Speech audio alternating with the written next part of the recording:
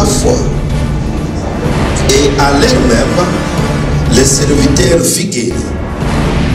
Verset 14. Jésus se rendit ensuite à la maison de Pierre, dont il vit la belle-mère couchée ayant la fièvre. Il toucha sa mère et la fièvre la quitta. Puis elle s'éleva et les servit. Le soir, on amena auprès de Jésus plusieurs démoniaques. Il chassa les esprits par sa parole et il guérit tous les malades, afin que s'accomplisse ce qui avait été annoncé par Isaïe le prophète. Il a pris nos infirmités et il s'est chargé de nos maladies. Amen. Amen. Que Dieu vous bénisse. Vous pouvez vous asseoir. Vous êtes là ce soir dans la présence de l'Éternel. Sachez que dans sa présence, il vous remplit déjà des joies. Amen, amen. C'est déjà ça la garantie. Que quand on est devant Dieu, même si vous aviez des soucis, même si vous aviez des problèmes, même si vous étiez endeuillé, même s'il y avait des problèmes difficiles dans votre vie, le fait que vous vous présentez devant lui, il vous remplit obligatoirement de sa joie. Si vous vous disposez votre cœur, si vous disposez votre personne, si vous vous soumettez à ce qu'il vous dit. Amen. Amen. Bien, mais avant qu'on arrive ici, en ce que nous venons de lire, au premier verset du chapitre 8, ici nous voyons Jésus-Christ qui descend de la montagne. Lorsqu'il descend de la montagne, il y a un homme lépreux qui vient auprès de lui qui lui dit: Seigneur, me voici devant toi. Est-ce que tu peux me rendre pur? Nous lisons premier verset du chapitre 8. Lorsque Jésus fut descendu de la montagne, une grande foule le suivit. Et voici un lépreux s'étant approché, se prosternant devant lui et dit: Seigneur, si tu le veux, tu peux me rendre pur. Jésus étendit la main, le toucha et dit: je le veux, sois pur. Aussitôt il fut purifié de sa lèpre. Amen, amen. Est-ce qu'il y a quelqu'un qui peut dire ce soir que mon Dieu, si tu le veux, sors-moi de cette pauvreté, si tu le veux, sors-moi de cette condamnation, si tu le veux, sors-moi de cette situation, si tu le veux, fais en sorte que 2016, que je ne sois pas toujours honteux, que les gens ne m'haïssent pas toujours sans motif. Fais en sorte que je glorifie ton nom. Cet homme, il vient juste devant lui: Seigneur, si tu le veux, tu peux me rendre pur. Jésus n'a pas dit: non, toi je t'aime pas, va là-bas, et toi tu avais péché hier, quitte ici, regarde, tu es condamné dans ta famille, sors ici, toi tu es tout ça. Non.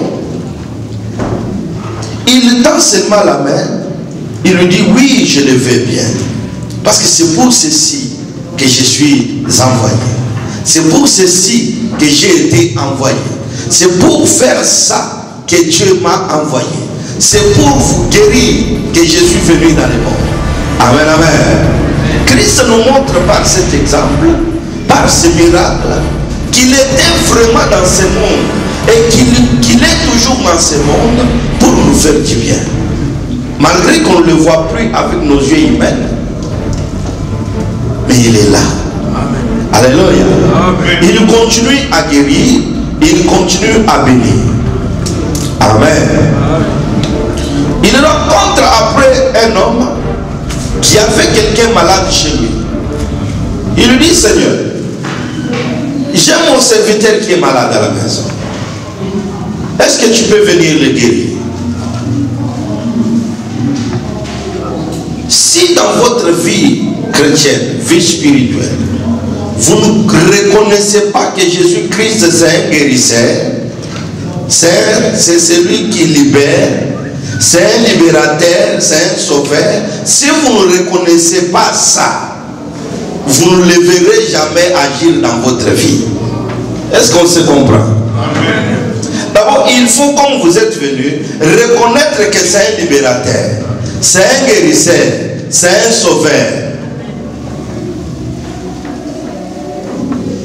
C'est le maître des miracles. Il faut déjà connaître ça. L'homme court derrière lui, devant lui pour lui dire, Seigneur, est-ce que tu peux me rendre pur? Il dit, oui, je le fais bien. Je le fais. Mon fils, comme tu t'es disposé, je le fais. Tu veux sortir de la pauvreté, mais je le fais. C'est moi qui ai la solution. Tu veux sortir du célibat? Oui, je le fais. T'as seulement ta main vers moi. Tu veux être guéri? Oui, je le fais bien. Je ne peux pas te le refuser. Il rencontre cet homme romain qui n'était pas même pas un chrétien, mais qui lui dit tout simplement, Seigneur, est-ce que tu peux venir guérir quelqu'un qui est malade chez moi? C'est juste mon serviteur. Qu'est-ce qu'il dit? Oui, je le veux bien, je vais t'accompagner. Il dit non, non, non, non, non. Seigneur, c'est que moi je te demande. Je n'ai même pas dit que tu viens chez moi. Moi, j'ai aussi des chefs, mais sous moi aussi j'ai des bataillons. J'ai des militaires, c'est un général. Il dit j'ai des militaires sous moi. J'ai dit à quelqu'un, viens ici, il vient, va là-bas, il va.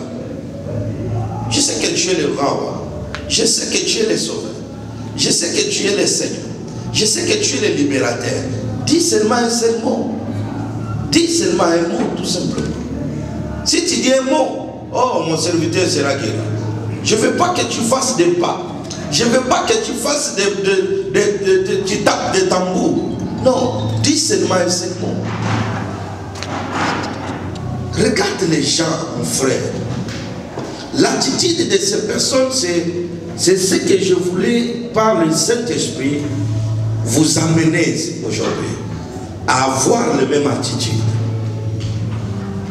Nous sommes chrétiens, mais notre attitude, bien aimé, nous fait défaut devant Dieu. Notre attitude, la façon seulement dont nous sommes venus, nous fait déjà défaut. Avant même que tu pries, ton attitude déjà t'a déjà disqualifié. Ce qui est rempli dans les églises au travers de l'humanité. Ils viennent à l'église, mais leur attitude les a déjà disqualifiés. Parce que la bénédiction que tu veux, la délivrance que tu cherches, bien même tu ne viendras pas ramasser ici. Tu vas déjà l'avoir depuis ta maison à la maison. Depuis ta chambre, depuis ta maison. Dieu te l'aura déjà accordé avant que tu viennes ici à l'église. Est-ce qu'il y a quelqu'un qui m'entend? Amen.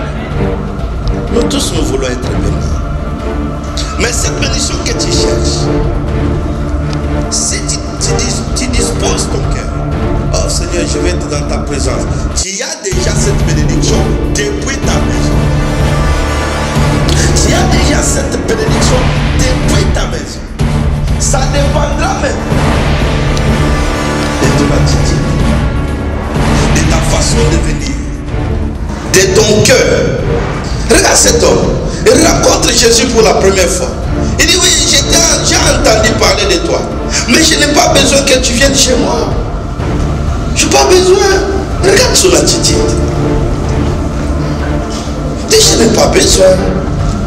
Tout ce que moi j'ai besoin, dis tout simplement un seul air. Imagine des années que tu es dans cette histoire, que tu es chrétien, que tu es chrétien. Imagine chaque jour si le Seigneur disait un seul mot pour ta vie. Et regarde toutes les années dans lesquelles vous êtes en Christ. Et si le Seigneur disait juste un seul mot chaque jour, souvent je ne vous condamne pas. Quand vous venez ici, ce n'est pas pour les condamnations. Je vous rappelle à l'ordre, par le biais du Saint-Esprit, pour que vous soyez des chrétiens modernes, de véritables chrétiens, que le diable ne surprend pas. Parce qu'il y a des chrétiens, comme je vous ai toujours dit, il y a aussi des religieux qui ont la Bible, qui se préparent aussi chaque dimanche, qui viennent à l'église, qui font aussi des retraites, qui montent sur les montagnes, qui prient aussi, qui jeûnent, mais ils sont des religieux. Les gens qui sont dans la religion, mais ils ne sont pas chrétiens. C'est différent entre religion et chrétienté. Religion, c'est les rites, c'est les dogmes. Mais christianisme, c'est une relation. Amen. C'est une relation que quelqu'un a avec son Seigneur. Dieu te dira quand l'attaque viendra. Quand tu es chrétien, Dieu te montrera quand la mort frappera devant ta porte. Dieu te dira quand la maladie viendra. S'il veut te faire passer par là, il te dira, mon fils, ma fille, ne te tourmente pas, c'est moi qui te fais passer par là. Tu prieras, il te dira, non, mon fils, ma fille, ma grâce te suffit. Tu comprendras, ah, c'est par ici que l'Éternel veut que je passe. Mais si ça ne vient pas de lui, il te dira, mon fils, lève-toi et prie. Il y a l'ennemi qui est dehors, l'ennemi qui est devant ta porte. La mort ne te surprendra jamais. L'accident ne te surprendra jamais. Les problèmes difficiles ne te surprendront jamais. Il dit que même si vous traversez le fleuve, même si vous traversez la mer, les eaux ne vous submergeront jamais. Même si vous traversez le feu, vous ne serez jamais embrasé. C'est ce qu'il nous dit. Votre attitude quand vous venez ici, qu'est-ce que vous venez chercher? Qu'est-ce que vous venez faire? Pourquoi vous êtes là? Quelle est votre attitude cet après-midi? C'est ce qui compte. Tout le reste, ça viendra après. L'attitude, c'est votre disposition. La disposition de votre cœur. C'est pour cela, souvent, je commence toujours avec une exhortation. Soit maman, préparez votre cœur afin que la parole vienne s'asseoir. Enlevez l'offense, enlevez la haine, apprenez à pardonner, aimez les autres comme vous aimez vous-même. Marchez dans l'amour tous les jours, enlevez la haine. Si vous aviez quelqu'un que vous ne voulez jamais voir dans votre vie, demandez pardon à Dieu et priez pour lui. C'est déjà ça qu'il faut pour préparer vos cœurs. Quand Dieu regarde déjà, vous êtes dans cette attitude-là. Alors il vous fait passer dans l'autre partie. Il vous fait participer dans l'autre partie. Donc vous montez les stades. Là vous serez dans sa présence. Maintenant, il verra maintenant la façon dont il est lourd. Est-ce qu'elle chante quand on chante? Est-ce qu'elle prie quand on prie? Est-ce qu'elle donne aussi les offrandes quand on donne? Est-ce qu'elle suit quand on parle? Dieu regarde le matin, il se réveille. Là, il sort son beau costume. Il met. Il peut prendre même 45 minutes pour se... Déjà, il est déjà habillé, mais il prend encore 45 minutes juste pour se regarder. Il se regarde, il se regarde, il regarde. Il peut peigner, repeigner, peigner, repeigner, peigner, repeigner. Même 10 000 fois. Papa, c'est pas fini. Oh non, attends, moi. Donc, il met quelque chose dans la tête. C'est pas mauvais. Je ne vais pas dire que c'est mauvais. Mais quand il déjà commence à regarder, il voit que non. Peut-être son intention, ce n'est pas bon. Ses intentions qu'il fait tout ça, ce n'est pas bon. Quand on arrive à l'église, c'est-à-dire l'église aussi commençait à 14h là-bas. Mais quand il faisait déjà ça, c'était déjà 14h45. Et le temps qu'on sort, on sort directement à 15h40 ou à 15h45. À Belgique, c'est pas aussi vraiment, il n'y a pas de distance très loin.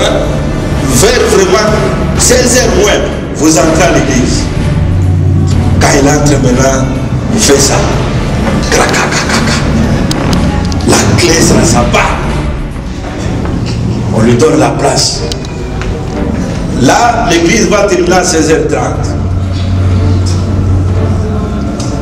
Il n'a même pas écouté la parole.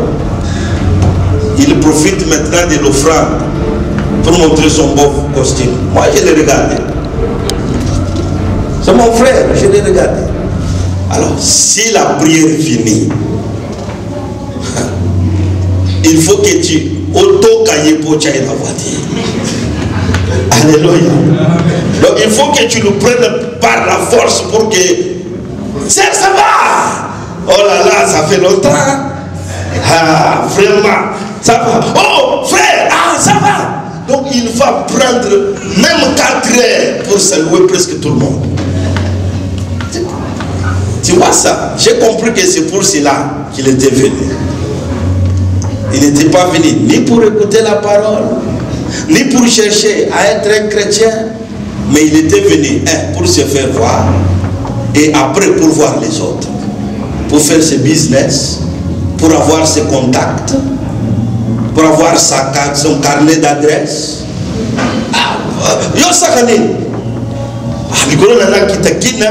Je vais aller avec les panneaux solaires. Ah bon? On sait comment on va un panneau. Mais si tu lui demandes qu'est-ce qu'on a prêché, c'était quoi? C'était hébreu. Et ça qui est prêté. Ah, peut-être 1 Jean 4. Amen. Ça fait mal. Est-ce que vous me comprenez maintenant? Amen.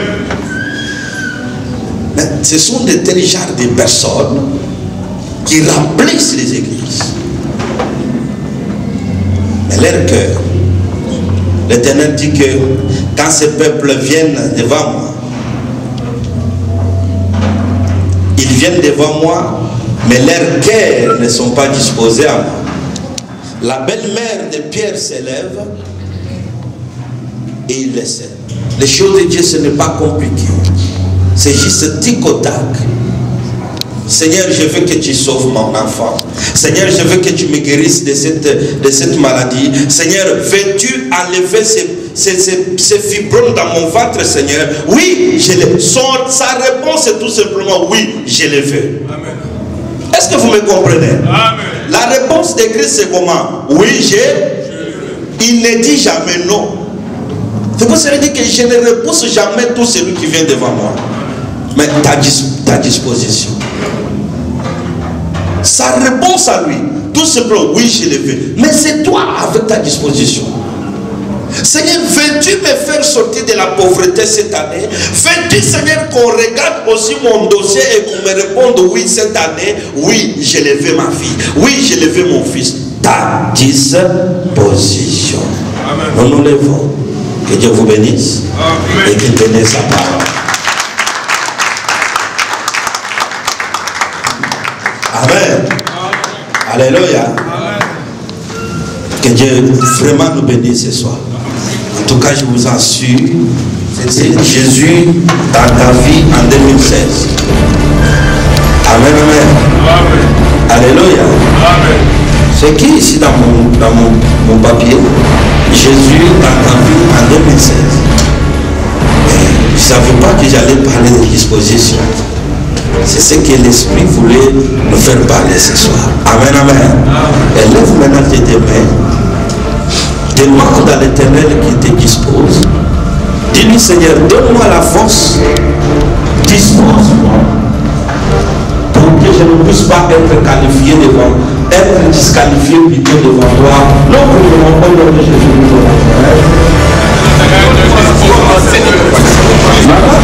Maman prier.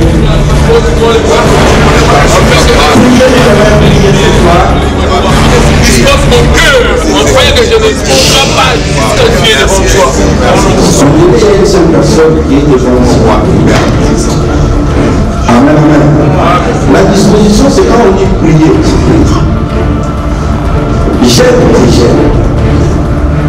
Sois ici mardi, qui est la main. Je n'aime pas quand on lui donne des raisons. Ah, j'ai fini tard le travail. À mon travail, c'est cela. Ah, les enfants sont qui.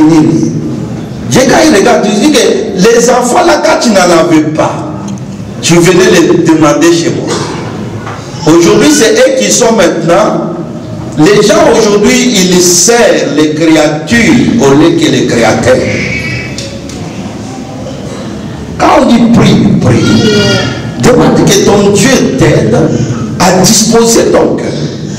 Il dit que sans moi, vous ne pouvez rien faire. Demande-lui sa grâce. Tu ne savais pas tout ça. Que l'Éternel t'aide, que tu disposes maintenant ton cœur tous les jours devant lui, pour que tu ne sois pas disqualifié. Nous prions au nom de Jésus-Christ de Nazareth. Seigneur éternel, notre Dieu, nous te demandons, Seigneur, que tu nous aides. Que tu nous aides. Que tu nous dises que tu nous aides.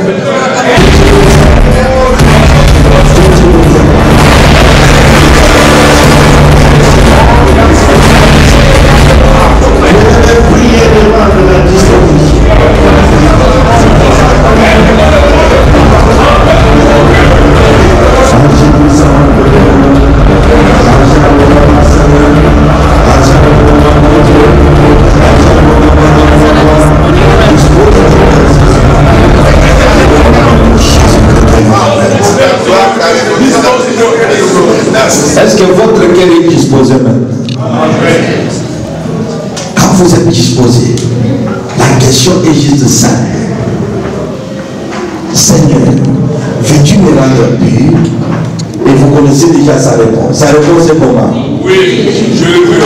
Oui, je le veux. C'est ça sa réponse. Seigneur, veux-tu vraiment ce soir enlever les fibromes dans ma vie? Il te dira oui, je le veux. Seigneur, veux-tu qu'en 2016 que je me marie? Oui, je le veux. Seigneur, veux-tu qu'en 2016 que je touche aussi le montant que je n'ai jamais touché dans ma vie financièrement? Il te dira que oui, je le veux. Mets ta disposition.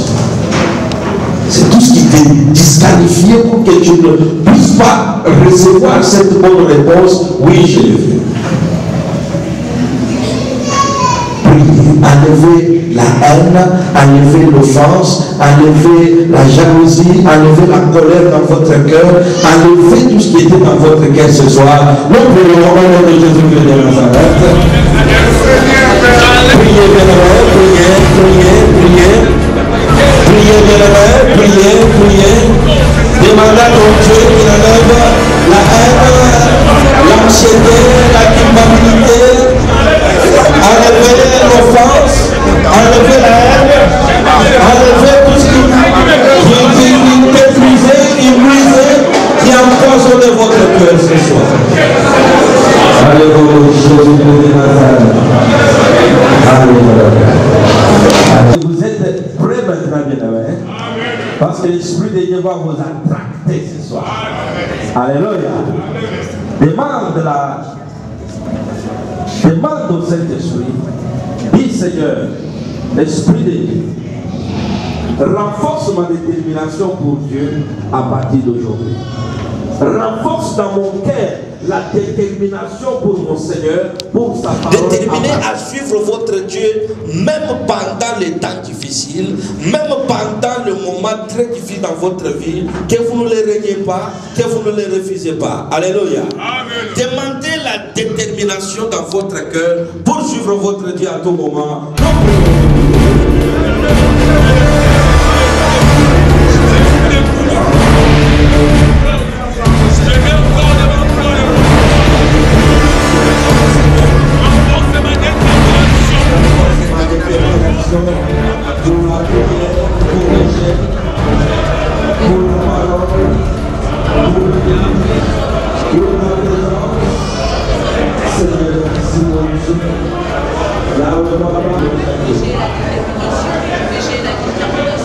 Dans le nom de Jésus.